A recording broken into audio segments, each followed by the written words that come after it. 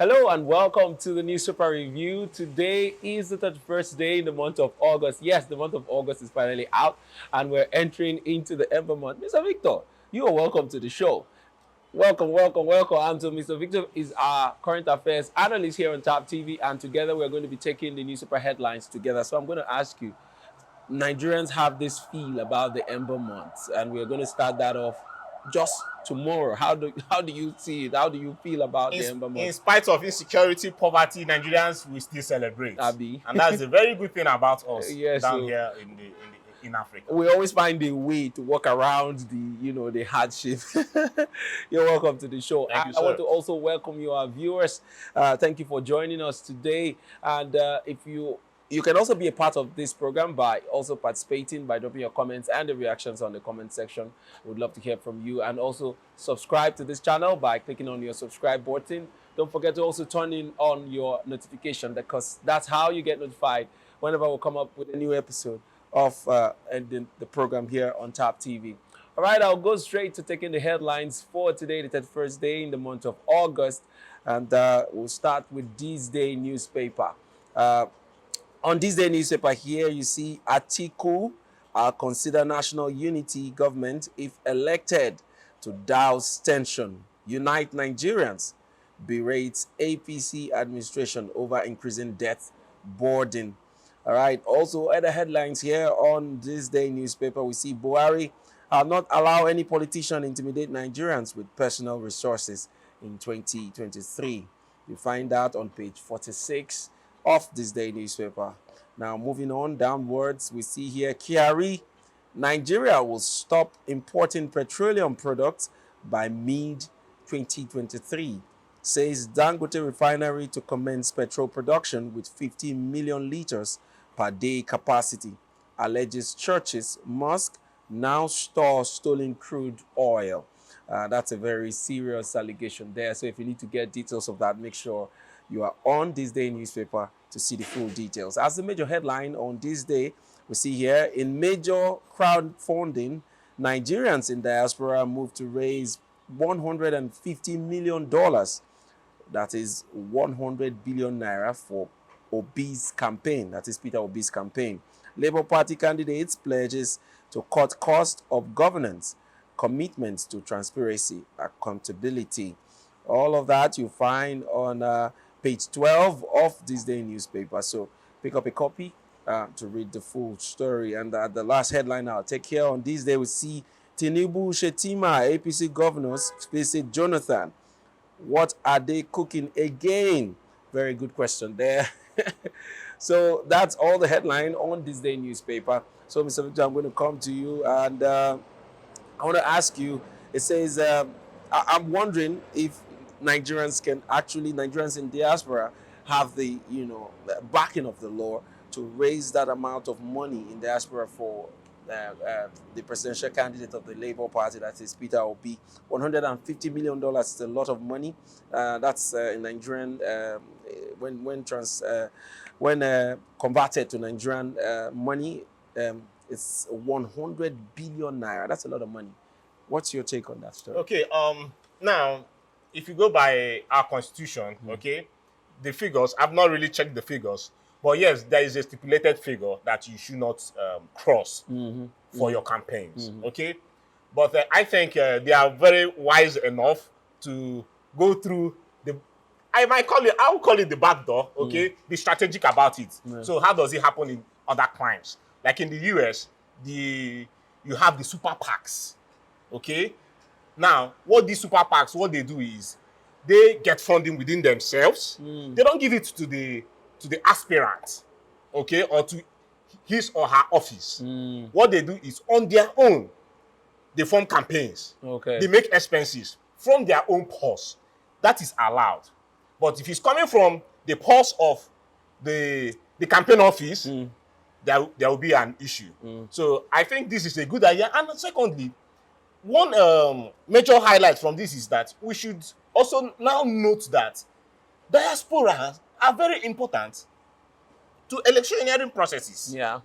Okay? Very true. If you also notice in Kenya, they were able to give the diaspora some numbers to vote. Yeah. So I believe, unfortunately, this time around, yeah, it was up there in the House to debate, but unfortunately, they did not. It did not pass the first reading. But I believe after now, the next time it should come up, because we cannot shy away from that. Diasporas are bringing in huge amount of money to the country. They are part of the development that we are having here in the country. So Yeah. they should be included in the electionary process. Okay. Then to P2B, P2B has shown that he's very, very strategic. Reason why he has been canvassing with the diaspora quota or block. He's been moving from cities to city in the United States. He was in Germany, in Frankfurt. He was yesterday. He was in California. He's been moving, and He also lo and visited behold, the Canada. news is out there that they are ready to crowdfund Crowdfunding, yeah. the campaigns. Okay, so it's a welcome development. We do not, and I put it up to the APC and the PDP. Yes, the APC and the PDP, they say that they are from the government and they know how to, will I say, maneuver and use the government and use government funds for their electioneering purpose, allegedly. Okay, but yes, we know that P2B does not. P2B and the Labour Party, it is so clear that they do not have funds. They don't. Okay, so they need the people to organize funds for them, and which is how it is done in standard crimes. Yeah. Okay, so kudos to them. I hope it favors them. Okay, and come 2023, we shall see the results from all these. It's a very great move, or good move, from the diasporans, Nigerian citizens living abroad. Because let's not forget the fact that most of these people living there are only living there because they want a better living condition, not because they are not interested in what's happening here in the country. If you ask most of them living out there, they would love to come back here and do business, because your home is your home. Where they are is another man's country, and they cannot be as free as they will be in Nigeria. I keep saying that there's so much taxes that Nigerians living abroad pay. It just tells you that the money that they earn in these countries, it somehow amounts to the amount of taxes they pay there. So they would love to come back and do business here in the country if everything was okay. So they are very interested in getting good governance, getting the right persons in place so that they can come back and do businesses and come here and live free. I mean, nobody living in your country makes you more Nigerian. You feel at home. So I know that this is a very good move, and they have been very interested now more than ever in politics, because they see hope in Peter Obi. They tell you every time that Peter Obi is the man for the job. He's transparent. We've seen him do, run a transparent government in Anambra State, and we believe that he can replicate that if put into office. So they are doing everything to want to bring him here, and I'm not surprised at this. But they should be careful and do this by the right laws, because of course there is PDP, and then the APC in government does not want the Labour Party to succeed, so they can use laws to really stop this process. But then if they know what they're doing, they will get it right. All right, we're going to move on to our next paper, and that will be the Daily Sun newspaper. And we'll start from the top part of that paper here.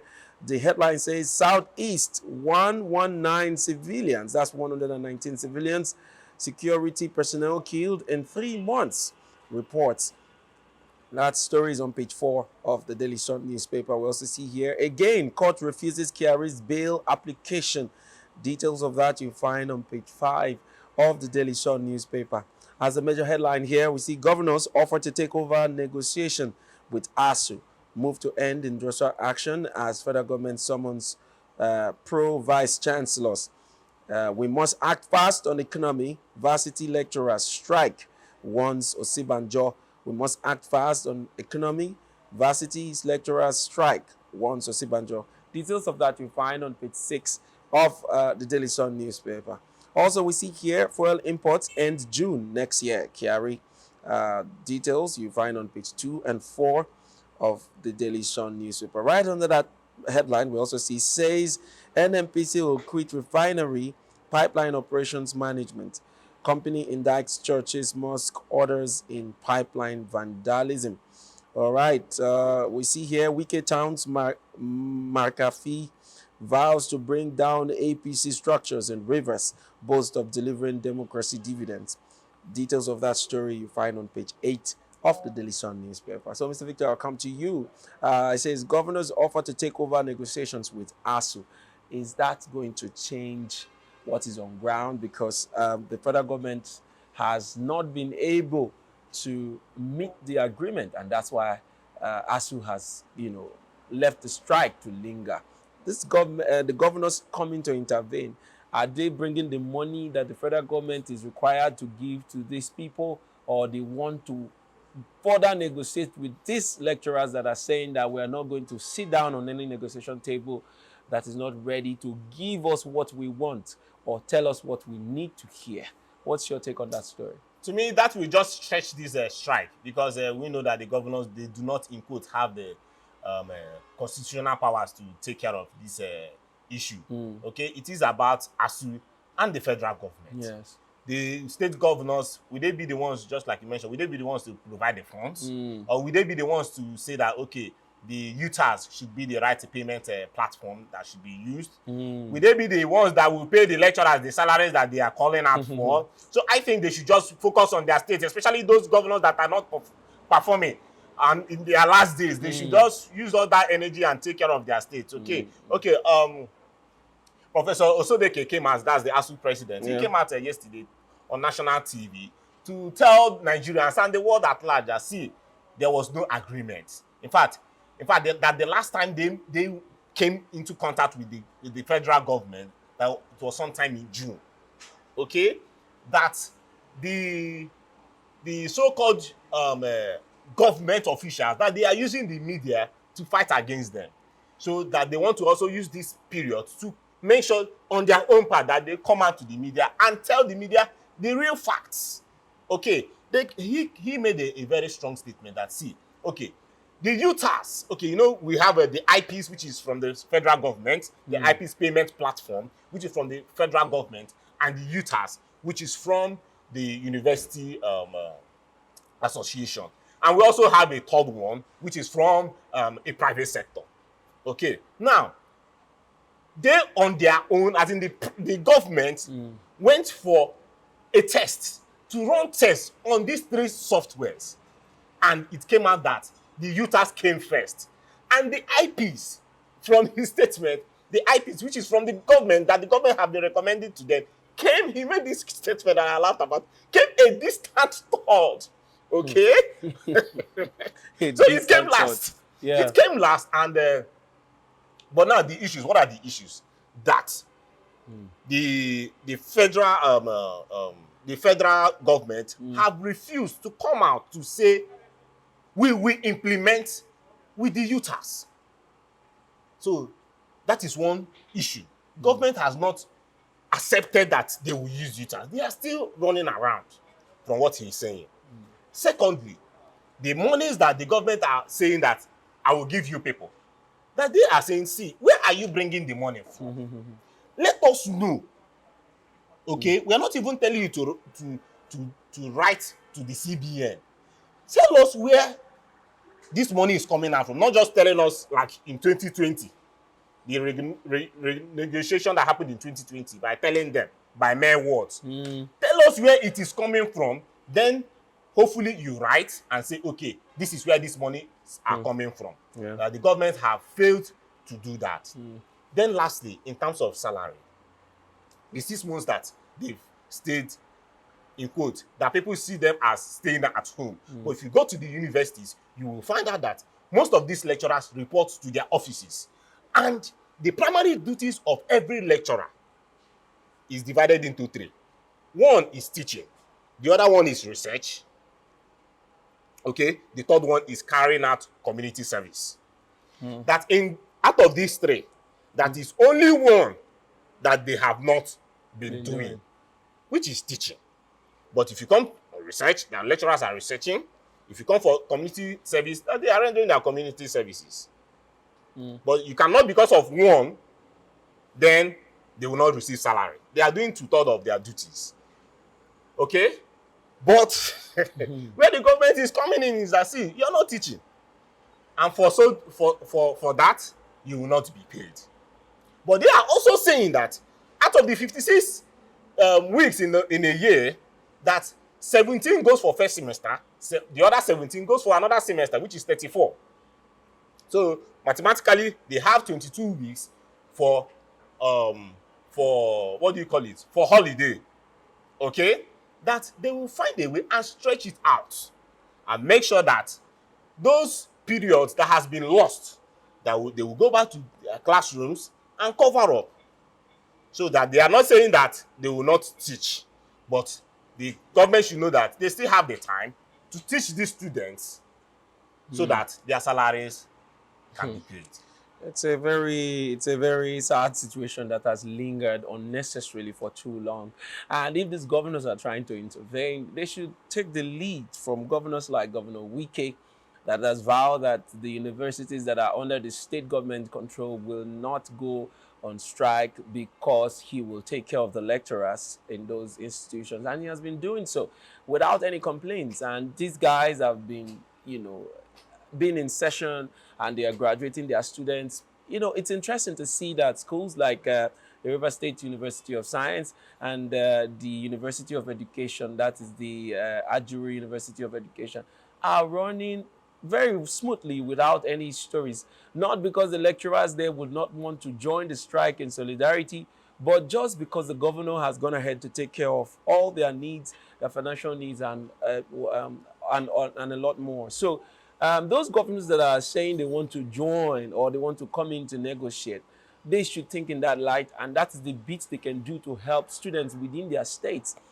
to stay in school. They should, take up the responsibility of ensuring that lecturers within their state universities are well taken care of, and I'm sure they will not join in the strike, and ASUU too will not put sanctions on these lecturers, because the whole fight between the lecturers and the federal government is to ensure that lecturers are well taken care of and that these universities are well equipped enough to give our students proper education. I mean, because education is on the downwards, and we're seeing it in the kind of graduates that we produce every day, every year. Every year they churn out very incompetent graduates. Have you spoken to people from NYSC recently? You will understand that these lecturers need to do what they're doing now, because most of the graduates these days are something else. Yes. Some cannot even write a correct, sentence, and without making terrible errors, very minor errors that you don't expect a nursery school child to even make. So that tells you that our educational system is on the rot. And